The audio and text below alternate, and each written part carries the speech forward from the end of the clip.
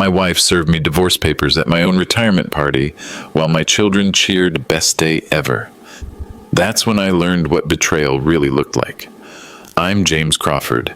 In 35 years, I'd climbed electrical poles to keep their lights on. 35 years, I'd worked overtime to pay for their dreams. And tonight, in front of everyone who respected my work, my own family celebrated destroying me. My wife, Catherine, thought she was taking half of nothing. My son, Tyler, believed he was watching a deadbeat finally get what he deserved.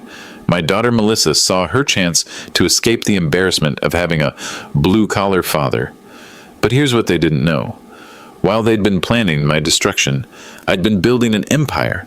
I smiled, signed those papers, and opened my briefcase full of property deeds. If you're watching this, please subscribe and let me know where you're watching from. Because tonight, you're going to learn what happens when quiet people decide they're done being quiet. Let me take you back to understand how we got here. For 35 years, I climbed poles for Cleveland Municipal Power. Rain, snow, ice storms, I kept the lights on. But somewhere along the way, my family decided that made me a disappointment. It started small. Kathy would introduce me at neighborhood gatherings as, my husband, he works for the city. Never, he's an electrical lineman, or he keeps our power running. Just works for the city. Like I pushed papers in some forgotten basement office. The kids picked up on it. Tyler, now 26 and in medical school, learned early to be vague about my job. When his friends' parents asked what I did, he'd say, "Dad's in utilities." Never proud, never specific, just utilities. Melissa was worse.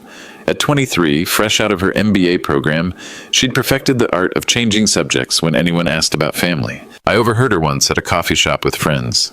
"Your dad sounds amazing," one said about another girl's father who ran a tech startup. "What does your dad do, Melissa?" "Oh, he's between things right now." Between things. I'd worked the same job for 35 years, but it was the little moments that really showed me where I stood. Like when Tyler needed money for medical school applications. $3,000 for fees, tests, everything. He asked me for it like I should be grateful he'd even considered me capable of having it. "Dad, I know you probably don't have this kind of money lying around," but I'd written the check without hesitation. That was 18 months ago. He'd never asked how I had it so easily available. Or when Melissa needed a co-signer for her student loans. The bank required someone with stable income and good credit. She came to me last, after trying her mother's brother and 2 family friends first. "Dad, I hate to ask, but you're literally my only option." My only value was being the last resort. The worst part was watching Kathy feed this narrative. At dinner parties, she'd laugh about my simple needs, how I was happy with my Red Wing boots and Carhartt jackets, how I didn't need much to be content. "Jim's not complicated," she'd say. "Give him his tools and his TV, and he's fine." Like I was some kind of pet. She'd complain to her sister about my lack of ambition. I heard the phone calls. He could have gone to trade school, become an electrical contractor, made real money, but he was too comfortable just being an employee. What she didn't know was that I'd been using that employee income very carefully. While she spent money at Target and took the kids to expensive restaurants, I'd been learning about real estate. While she bought new furniture and planned vacation trips, I'd been studying property values and rental markets. Every overtime shift, every weekend emergency call, every holiday, I worked while they stayed home warm and safe. That money had a purpose. My first property was a small duplex in Lakewood. Bought it in 2008 when the market crashed. $15,000 down, fixed it up myself on weekends. Within 6 months, I had reliable tenants, paying me $1,200 a month. More than enough to cover the mortgage. But I never mentioned it. Kathy would have found reasons we needed that money for other things. The kids would have seen it as proof they deserved more spending money. So I kept quiet, and I kept buying. Property 2 came in 2009, a single-family rental in Parma, then a triplex in Lakewood in 2011, a small apartment building in Cleveland Heights in 2013, each one carefully selected, each one generating positive cash flow, each one completely invisible to my family. They saw me come home dirty, exhausted, and assumed that meant unsuccessful. They never wondered why I wasn't stressed about money. never questioned how we always seemed to have what we needed, even on my supposedly limited salary. The disrespect became routine. Tyler would borrow 200 here, 500 there, always with the same tone, like he was doing me a favor by giving me the chance to help him. Melissa treated family dinners like charity work. She'd show up, eat her meal, and scroll through her phone. When I'd try to talk about work, she'd give me the same polite smile she'd give a stranger making small talk in an elevator.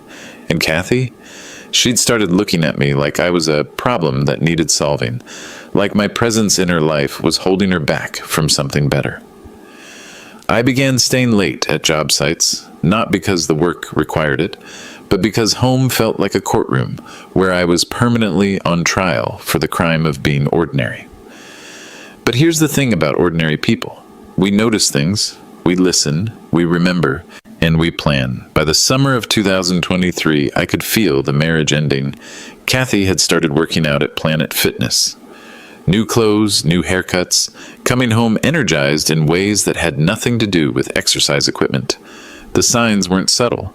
Text messages she'd hide when I walked into the room, phone calls she'd take outside in the backyard, suddenly needing to run errands that took 3 hours to complete. I could have confronted her, could have demanded to know what was happening, but I'd learned something over the years. Information's more valuable than confrontation. So I watched, I listened, I waited. The first concrete evidence came in August. A charge on our credit card for dinner at Pier W, the expensive restaurant on the lakefront. $87 for 2 people. Problem was, she told me she was having dinner with her sister that night. Her sister, who was diabetic and hadn't eaten at a restaurant in 2 years. Then came the gym membership upgrade. From a basic $20 a month plan to a premium $60 package that included personal training sessions. With someone named Brian Sullivan, I didn't need to be a detective to connect the dots. But the financial infidelity was just the beginning. Kathy started talking about our future differently. Suggestions about selling the house, maybe getting something smaller. Comments about how we were carrying too much debt for people our age. That's when I realized what was happening. She wasn't just planning to leave. She was planning to take half of everything she thought we had. The irony was staggering. While she was worried about our supposed debt, I was generating $15,000 a month in rental income. While she stressed about the mortgage on our house, I owned 10 other properties free and clear. While she feared we couldn't afford retirement, I had enough passive income to retire tomorrow. But if I stayed silent, if I let this play out the way she was planning, I'd lose everything. Ohio is a no-fault divorce state, which means the court doesn't care why marriages end. They just divide assets 50-50. The house we'd lived in for 20 years, half to her. My retirement account from 35 years of work, half to her. The savings account she thought was our only nest egg, half to her. But here's where her plan had a fatal flaw. She didn't know about the real estate portfolio. Every property was purchased in my name only, using income she'd never tracked during years when she'd paid no attention to our finances beyond her weekly target runs. Legally, those properties were mine. Morally? Well, that depends on how you feel about someone who spends 35 years planning to abandon their marriage the moment it becomes convenient. The kids were part of the plan, too. Tyler had started making comments about how dad's getting older and how maybe it's time for mom to think about her own happiness. Melissa posted pictures on social media from expensive restaurants and weekend trips that I wasn't included in. Family events where I was either not invited or made to feel like an unwelcome guest. They were already practicing life without me. The breaking point came in early October. Tyler called to ask if he could borrow $5,000 for medical school expenses. When I asked for specifics, he got irritated. "Dad, I don't need to justify every expense to you. It's for school, okay?" 2 days later, Melissa called with a similar request, $3,500 for her business startup costs. They weren't asking their father for help. They were withdrawing money from what they saw as a joint account they'd be managing soon anyway. That's when I knew I had to act. Because if I let this continue, I wouldn't just lose my marriage. I'd lose my self-respect. The confrontation started over dinner on a Tuesday evening in early October. Nothing special, just the four of us around the kitchen table like we'd done thousands of times before. But the undercurrent had changed. Everyone knew something was coming. Kathy had made her special pot roast, the one she only cooked when she felt guilty about something. Tyler was home from medical school for a long weekend. Melissa had driven over from her apartment in Tremont. "This is nice," Kathy said, cutting her meat with more precision than necessary. "Having everyone together." "Yeah," Tyler agreed. "We should do this more often, while we still can." The phrasing was deliberate. While we still can. Like our family had an expiration date everyone knew about except me. I set down my fork. "Something on your mind, Tyler?" He exchanged glances with his mother. "Dad, we've been talking. About your future. About Mom's future." "Our future," Kathy corrected quickly. "Right. Your future together." I waited. Let them fill the silence. Melissa jumped in. "Dad, you've worked so hard for so many years. Maybe it's time to think about what comes next." "What comes next is retirement," I said. "In 2 weeks." "Right.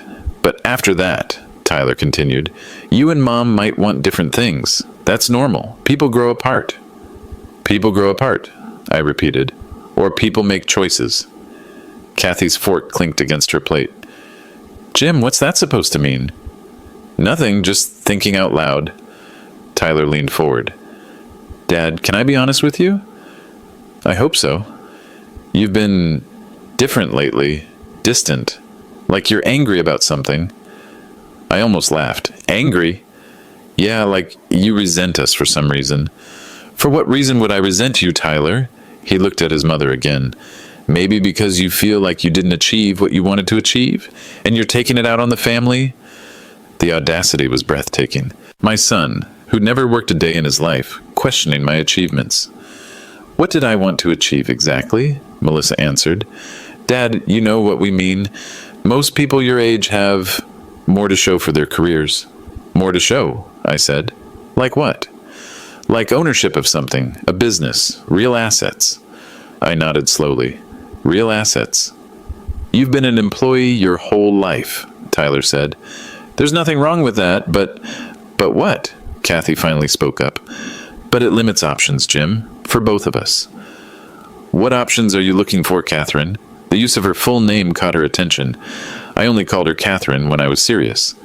"I'm just saying that maybe we both deserve a chance to explore what we want in our next chapter."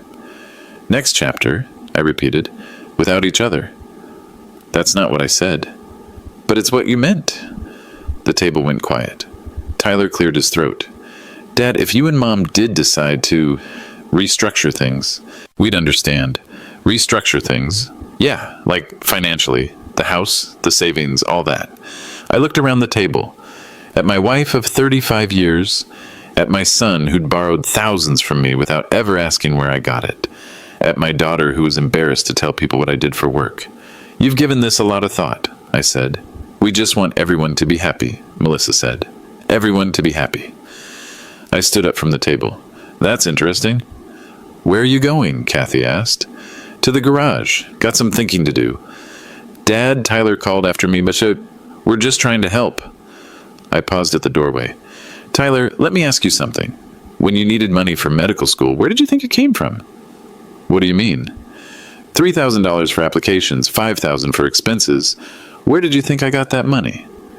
Your salary?" "My salary that you just said wasn't enough to build anything meaningful?" He didn't answer. "Melissa, same question. When you needed a co-signer for $30,000 in student loans, what made you think I'd qualify?" "Dad, I don't understand what you're getting at." "I'm getting at the fact that none of you have ever asked me what I do with my money. You just assume I don't have any." "Jim," Kathy said carefully, "what are you trying to say?" I smiled. "I'm saying that maybe you should be more curious about the man you're planning to divorce." The word hung in the air like a challenge. "Who said anything about divorce?" Kathy asked. "Catherine, you've been planning this for months." "That's ridiculous." "Is Brian Sullivan ridiculous too?" The silence that followed told me everything I needed to know. But I wasn't done. Not even close. The next morning, Kathy was gone before I woke up. "Early shift at the store," her note said. Funny thing was, she didn't work mornings. I made my coffee and sat in the kitchen, thinking about the conversation the night before. They'd shown their cards too early, revealed the plan before they understood what they were playing against. My phone buzzed. Text message from an unknown number. Mr. Crawford, this is Jenny from Prestige Property Management. We have an issue with the Lakewood duplex. Tenant in Unit B reporting a leak. Can you call when you get a chance? I deleted the message quickly. Kathy sometimes checked my phone when she thought I wasn't looking, but the call reminded me of something important. My properties weren't just numbers in a bank account. They were real places where real people lived. People who depended on me to be responsible, reliable, available. Unlike my family, my tenants respected what I provided. 20 minutes later, another call. This one from my tenant in the Cleveland Heights building.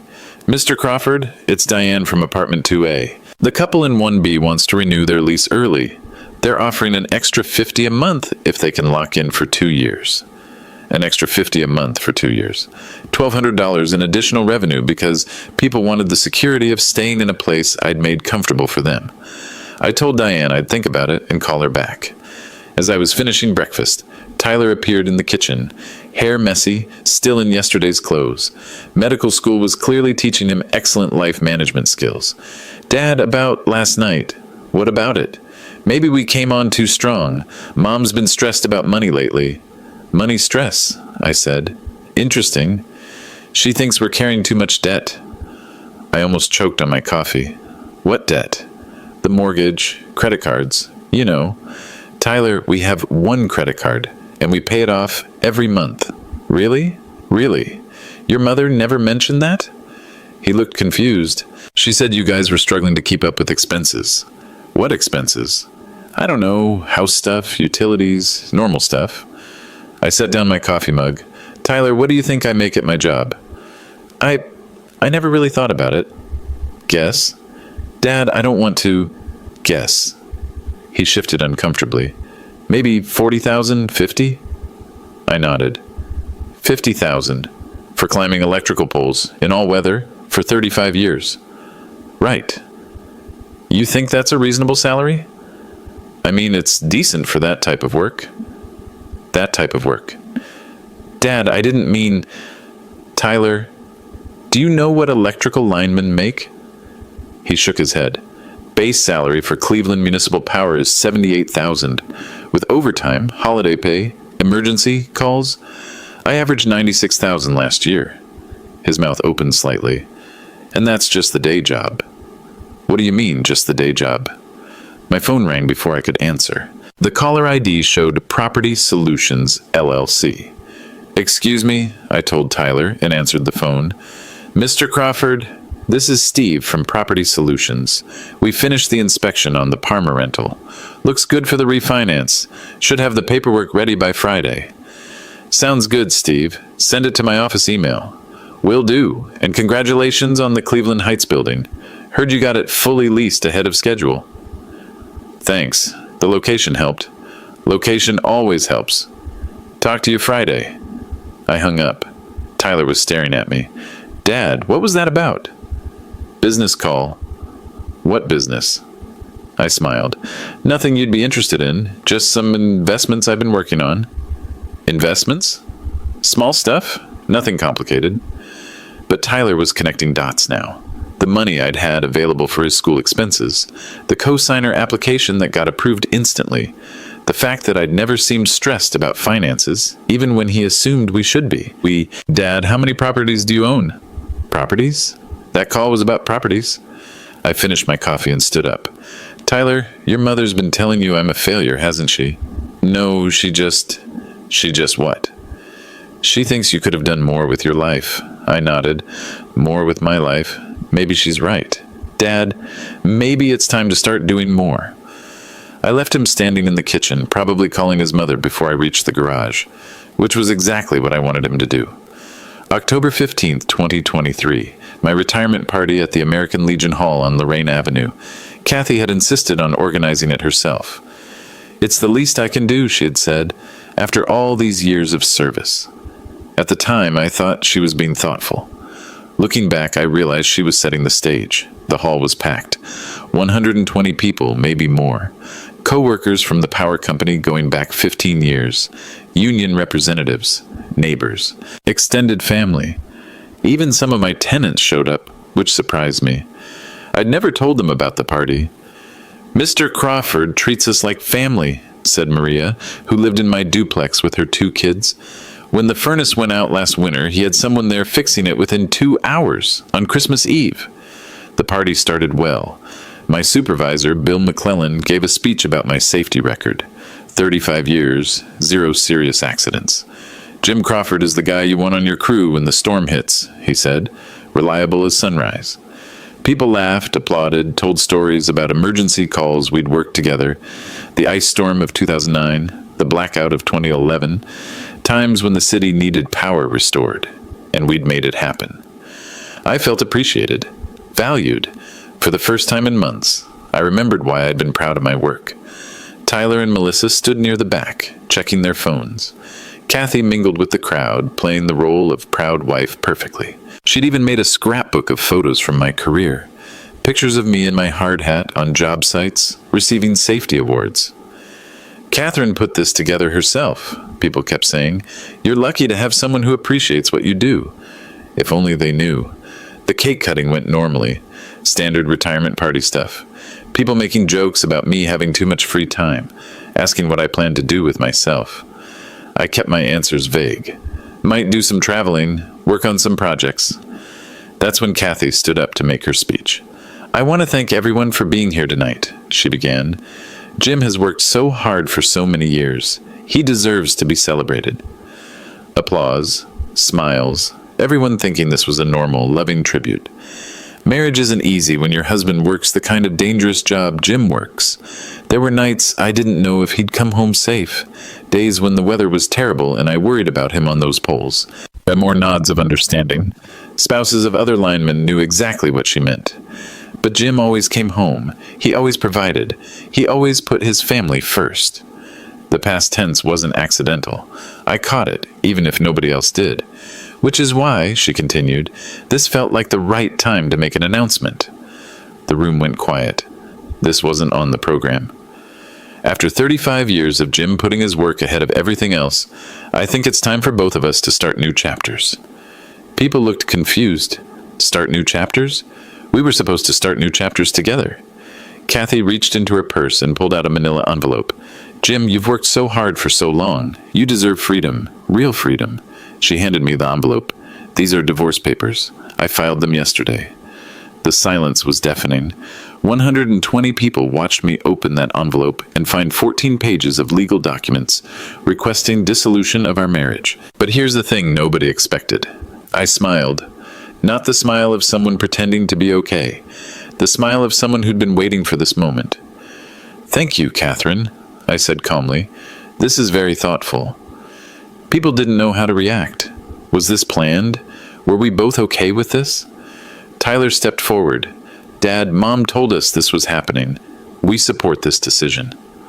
"We think it's for the best," Melissa added. "For both of you." And then Tyler said the words that sealed their fate. "Honestly, Dad, this might be the best day ever."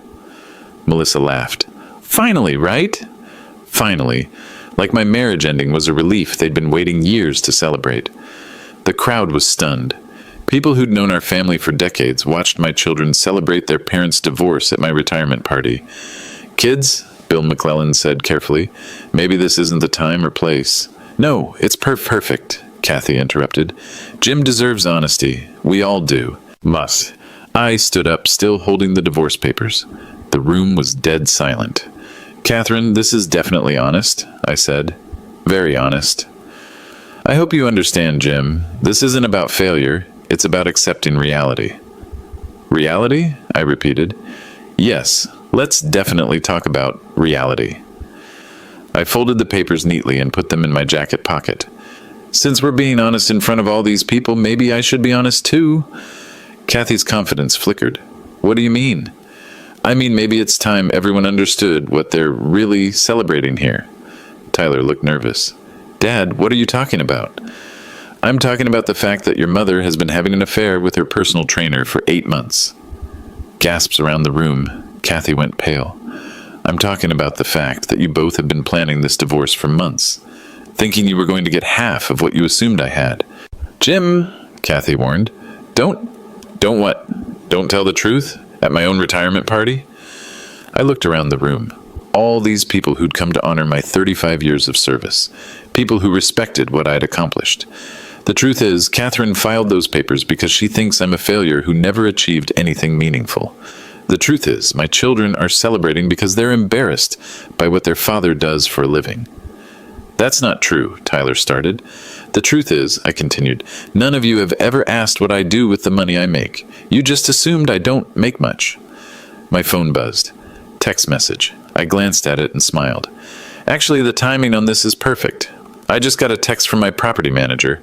The Cleveland Heights building is officially fully leased. That's building number 11, in case anyone's keeping track. The confusion in the room was palpable. Building number 11? Bill McClellan asked. Yeah, the apartment building I bought last year. Goes with the 10 other rental properties I've acquired over the past 15 years. Dead silence. Jim, Kathy whispered, what are you saying? I'm saying that while you've been planning to divorce me for half of nothing, I've been generating about $15,000 a month in rental income. Tyler's face went white. Melissa grabbed the back of a chair for support. I'm saying that your failed husband owns $2.1 million in real estate assets. The room erupted. People started talking all at once. Union representatives who knew my salary were doing math in their heads. Neighbors who'd assumed we were just getting by were recalculating everything they thought they knew about our family. But I wasn't done. Not even close. The chaos in the room was immediate. People talking over each other, asking questions, trying to process what they'd just heard. But all I could focus on was the look on Kathy's face. Pure, undiluted shock. That's impossible, she said quietly. We don't have that kind of money. You don't, I corrected. I do. Bill McClellan stepped forward. Jim, are you serious? 11 properties? 11 properties. Started with a duplex in Lakewood in 2008.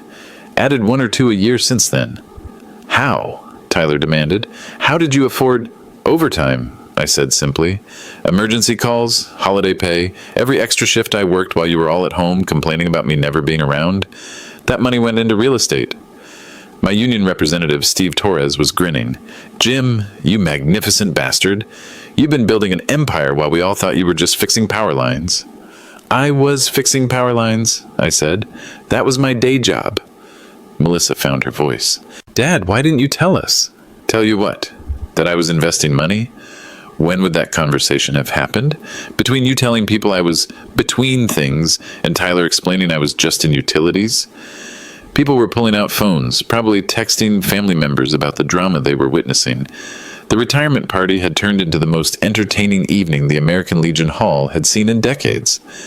Jim, Kathy said, trying to regain control, we need to talk privately. No, I said firmly. We're done talking privately. 35 years of private conversations got us here. Let's try public honesty for a change. My phone rang. I looked at the caller ID. Prestige Property Management. Excuse me, I said to the crowd and answered it. Mr. Crawford, it's Jenny. Sorry to bother you, but we just got an offer on the Parma property. Cash buyer, asking price, wants to close in 30 days. How much? I asked, loud enough for everyone to hear. $215,000. You paid $160 for it 3 years ago. $55,000 profit in 3 years? That's right. Should I accept? I looked around the room. 120 people hanging on every word. Let me think about it, I said. I'll call you tomorrow. Sounds good. And Mr. Crawford, congratulations on your retirement. You've built something really impressive. I hung up and smiled at Kathy. Real estate appreciates, I explained, unlike some other investments I've made. The dig wasn't subtle, and everyone caught it. Steve Torres was shaking his head in amazement. Jim, what's the total monthly income? $15,247 every month. That's more than most people make in a year? Someone called out. It's more than I made in a year when I started at the power company, I agreed. Tyler was doing math on his phone. Dad, that's $180,000 a year in passive income. That's right. But you still worked your regular job? I liked my regular job, and the regular job provided the down payments for the properties. Bill McClellan was laughing now. Jim, you could have retired 10 years ago. I could have, but I wanted to hit my 35-year mark. Full pension, full benefits. Why leave money on the table? Kathy was starting to realize the implications. Jim, these properties, are they in your name? They're in my name. All of them? All of them. Purchased with income you never tracked, during years when you never asked about our finances. The legal implications were sinking in. In Ohio, property acquired with separate funds during marriage can remain separate property. Kathy's divorce papers were asking for half of assets she didn't know existed and couldn't legally claim. Mr. Crawford, said a voice from the crowd, I'm Janet Walsh, attorney at law. I was your neighbor's guest tonight, but I have to ask, are these properties community property? No, I said, they're mine, purchased with my individual earnings, titled in my name only, managed through my business accounts. Then Mrs. Crawford's divorce filing asks for half of the house we live in and half of the savings account she knows about. She can have both. I pulled out my phone and showed the crowd my banking app. The savings account she's asking for half of has $8,400 in it. People started laughing. Kathy was asking for half of $8,000 while standing next to a man worth over $2 million. The house is worth about $280,000, I continued. Minus the mortgage, that's about $40,000 in equity. She can have my half too. So she gets $24,000 total? Tyler asked. She gets $24,000 plus whatever Brian Sullivan has in his savings account. The mention of Brian's name sent another wave of murmurs through the crowd. Melissa was crying now. Dad, we didn't know. We had no idea. Melissa, you never asked. None of you ever asked. Tyler stepped forward. Dad, I'm sorry. We all are. Can we fix this? I looked at my son, 26 years old, in medical school, about to graduate with massive debt and no financial plan beyond hoping his parents would help him. Tyler, do you remember what you said 15 minutes ago about this being the best day ever? He nodded, ashamed. Did you mean that? Dad, I was upset. I was confused about Mom and... Did you mean that? No. I turned to Melissa. What about you? Did you mean it when you said finally? She couldn't answer. I looked around the room. All these people who'd come to celebrate my career, now witnessing the complete collapse of my family relationships. The truth is, I said to the crowd, I've spent 35 years providing for people who never respected what I provided. I've given everything to a family that saw me as an obligation. I pulled the divorce papers out of my pocket. Catherine, these papers ask for a divorce. You'll get a divorce. They ask for half of our assets. You'll get half of the assets you knew about. I signed the papers in front of everyone. But the assets you didn't know about, the ones I built while you were embarrassed by my work, those stay with me. I handed the signed papers back to her. Congratulations on your new freedom. The room was dead silent. Now, I said to the crowd, who wants cake? The party ended quietly after that. People filtered out in small groups, talking in hushed voices about what they'd witnessed. Some stopped to shake my hand, tell me they were proud of what I'd built. Others just nodded respectfully and headed for the door. Kathy left without saying goodbye. Tyler and Melissa lingered near the back, clearly wanting to talk, but not knowing what to say. I was stacking chairs when my phone rang. My attorney, Patricia Reynolds. Jim, I just got a very frantic call from someone claiming to be your wife's divorce lawyer. Is it true you revealed substantial hidden assets at a public gathering tonight? Nothing was hidden, Patricia, just never discussed. Jim, we need to meet. First thing tomorrow morning. This changes everything.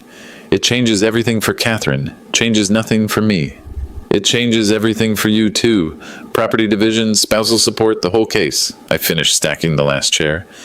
Patricia, every property is in my name, purchased with my individual earnings, managed through separate business accounts. Ohio is an equitable distribution state, but these aren't marital assets. You're absolutely right, but we need to document everything properly. Already done. I've been documenting everything for 15 years. Tyler appeared beside me. Dad, can we talk? I told Patricia I'd see her in the morning and hung up. Talk, I said. Dad, we messed up, really messed up. You did. Is there a way to fix this? I looked at my son, really looked at him. 26 years old, smart enough to get into medical school, stupid enough to celebrate his parents' divorce in public. Tyler, what do you want to fix? Our relationship? The family? What relationship? You mean the one where you borrow money from me without asking where I get it? Where you're embarrassed to tell people what I do for work? Dad, I was wrong about that. You were wrong about a lot of things. Melissa joined us, eyes red from crying, mascara smeared. Daddy, she said, using the name she hadn't called me in 10 years. I'm so sorry. Sorry about what, specifically? About not appreciating you. About being embarrassed. About everything. I nodded. Melissa, do you remember when you needed a cosigner for your student loans? Yes. You tried 3 other people first. Yes. Why? Because I thought you might not qualify. Because you thought I was poor. I thought we were all poor. No, Melissa, you thought I was poor. Your mother manages the household finances. You knew exactly how much money was coming in and going out. You just assumed I wasn't contributing much. She didn't deny it. Tyler, same question. When you needed money for medical school, why did you phrase it like you were doing me a favor by asking? I don't know. You do know. Tell me. I guess I thought you'd feel useful. Like you were finally helping with something important. Something important. As opposed to keeping the lights on in Cleveland for 35 years. He looked down. Dad, I know how that sounds now. How it sounds now? Tyler, it sounded the same way then. You just didn't care how it sounded. I pulled out my phone and opened my contact list. I'm going to make some calls, I told them. Legal calls, financial calls, practical calls about what happens next. What does happen next? Melissa asked. Next, your mother gets exactly what she asked for. A divorce from a man she considered a failure. But you're not a failure. I know that. The question is, what are you going to do with that information? Tyler straightened up. Dad, what can we do? How can we prove we understand now? I considered the question. Tyler, you're in medical school. How much debt do you have? About $180,000. How much do you need for your final year? $90,000. Tuition, living expenses, everything. Melissa, you want to start a business. What kind of business? A boutique fitness studio for women over 40. How much do you need? $65,000 for the first year. Location, equipment, marketing. I nodded. So between the two of you, you need $155,000. They exchanged hopeful glances. Here's what's going to happen, I continued. Your mother is going to discover that divorce is expensive. Her lawyer is going to demand documentation of all our assets. When she finds out about the properties, she's going to realize she made a very, very costly mistake. Will she get any of the rental income? Tyler asked. Not a penny. But she will get her half of the house equity and the savings account, about $24,000 total. That's not much to start over with, Melissa said. It's what she chose. I put my phone away and looked at both of them. You each asked me for help with money. Big money. Money I had and you needed. They nodded. But you asked like I should be grateful you were giving me the opportunity to help. Like providing for my children was a privilege you were generously offering me. Dad, I'm not finished. You want to fix our relationship? Here's how that works. Respect is earned through actions, not demanded through blood relation. You want my help? Show me you understand what help means. How? Tyler asked. Figure that out yourself. You're both smart, educated adults. If you can't figure out how to earn your father's respect, maybe you don't deserve his money. I headed toward the exit. Dad, wait, Melissa called. Are you saying you won't help us? I turned back. I'm saying help is something you ask for from people you respect, not something you demand from people you're embarrassed by. And with that, I left them standing in the empty American Legion Hall, finally understanding what they'd lost. The next 3 months played out exactly as I'd predicted. Catherine's divorce lawyer, Martin Hendricks, demanded full financial disclosure. When I provided documentation of my 11 properties, his confidence evaporated faster than morning frost. Mr. Crawford, he said during our first mediation session, this portfolio is substantial, My client was unaware of these assets. Your client never asked about these assets, my attorney Patricia Reynolds replied. In 15 years of marriage to a man who worked overtime regularly, she never once questioned where that money went. The math was simple. Under Ohio law, Catherine could claim half of any assets acquired during marriage with marital funds, but every property was purchased with my individual earnings, titled in my name, and managed through separate business accounts I'd maintained since 2008. These are clearly separate assets, Patricia explained. Mr. Crawford can demonstrate that every down payment, every repair, every improvement was funded through his individual labor. Catherine sat across the table looking like she'd been hit with a 2x4. Jim, this isn't fair. We were married. I supported your career. Catherine, you were embarrassed by my career. There's a difference. The final divorce settlement was signed in December 2023. Catherine received her half of the house equity, $24,300 after closing costs. She also got half of our savings account, $4,200, and the 2018 Honda Accord. Total settlement, $28,500. She moved into a one-bedroom apartment in Westlake. Brian Sullivan, her personal trainer boyfriend, ended their relationship 2 weeks after the property revelations. Apparently, dating a soon-to-be divorcee with no money wasn't as appealing as dating a woman he thought had assets. The social consequences were swift and predictable. Our neighborhood, where Catherine had spent years positioning herself as the long-suffering wife of an unambitious man, suddenly understood the truth. She'd left a millionaire for a gym trainer who made $30,000 a year. She was always talking about Jim's lack of drive, our neighbor Susan told me at the grocery store. Now we know who really lacked drive. Catherine's sister stopped talking to her. Her book club found reasons to meet without her. The narrative she'd built about being held back by her husband's mediocrity crumbled when everyone realized she'd been living off his success while publicly diminishing it. Meanwhile, Tyler's financial reality hit hard. Medical school tuition for his final year came due in January, $90,000. He'd been counting on family support that no longer existed. His first call came 3 days after Christmas. Dad, I need to talk to you. About what? About school. About money. What about it? I can't afford final year tuition. The loans I qualified for only cover 60%. That's unfortunate. Dad, I know I messed up. I know we all messed up. But I'm $30,000 short, and if I don't pay by January 15th, I'll have to take a leave of absence. Tyler, what do you want from me? I want to borrow $30,000. Borrow implies you plan to pay it back. When would that happen? After residency? After I start practicing? So, 7 years from now. Maybe 6. I let the silence stretch. Dad, are you still there? I'm here, just thinking about something you said at the retirement party.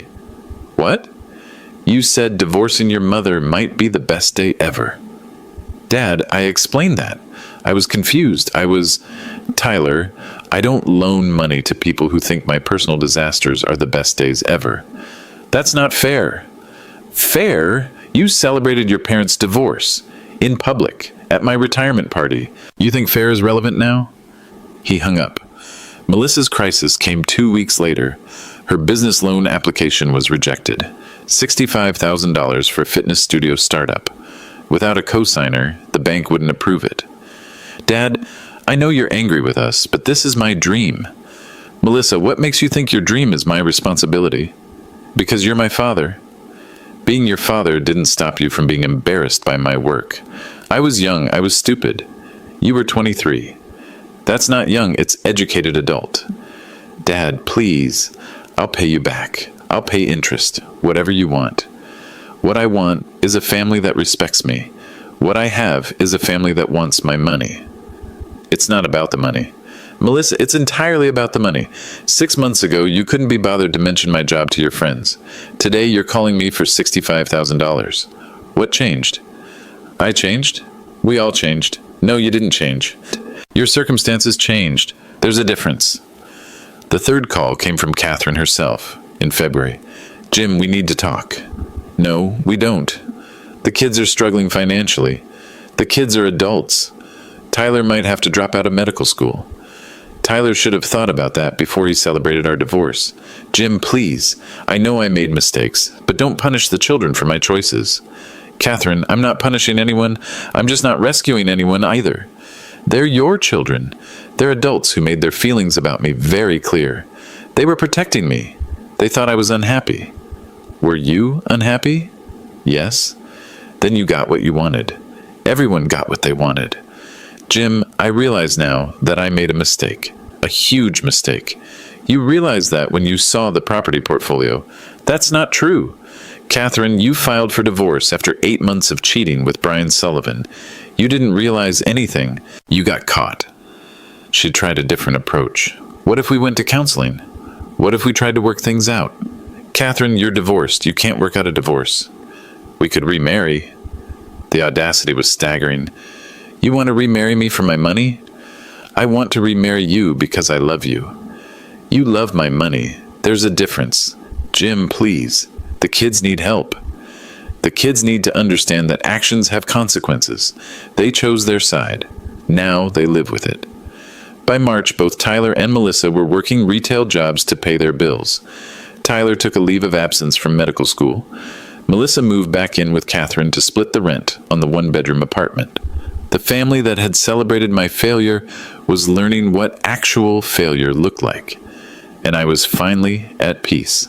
6 months after the divorce, I was sitting on my back deck, reviewing rental income statements and planning improvements for the Cleveland Heights building. $15,247 had been deposited into my business account that morning, same amount as every month for the past 3 years. The phone rang. Tyler. Dad, can I come over? I want to talk to you. About what? About understanding. An hour later, he knocked on my front door. He looked different, older, tired.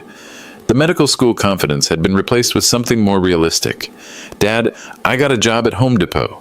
40 hours a week, $12 an hour. That's honest work. It is. And you know what I realized? What? People respect honest work. My supervisor treats me better than I ever treated you. I nodded. People respect what they understand. Dad, I want to earn your respect back. Not your money, your respect. How? I don't know yet, but I'm going to figure it out. 3 weeks later, Melissa called. Dad, I'm working at a gym in Lakewood, teaching fitness classes. It's not my own business, but it's related to what I want to do. How's it going?